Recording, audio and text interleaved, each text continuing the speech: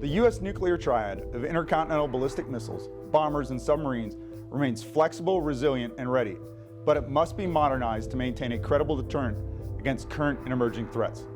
The Air Force is committed to modernizing the ground-based leg of the nuclear triad and providing this capability well into the 21st century. The Minuteman III has been on alert for more than 50 years, and while further life extensions were considered, they would cost more than a full system replacement. The ground-based strategic deterrent will be that replacement.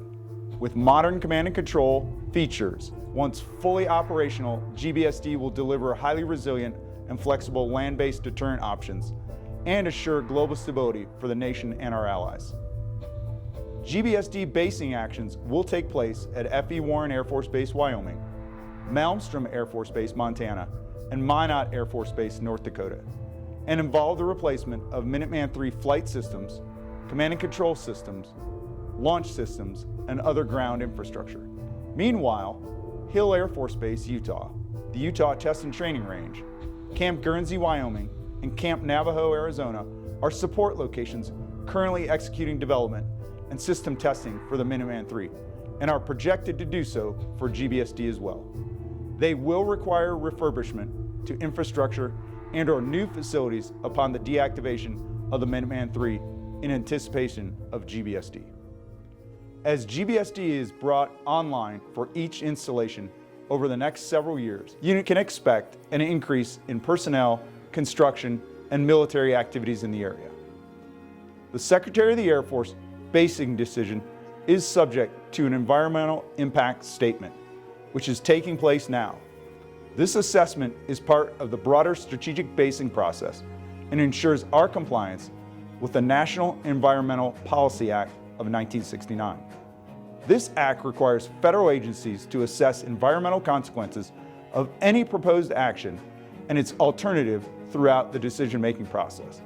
The National Environmental Policy Act helps protect, restore, or enhance the environment through well-informed decisions.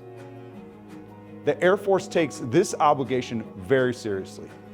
The process will identify and minimize risks to the environment, as well as keep the community informed.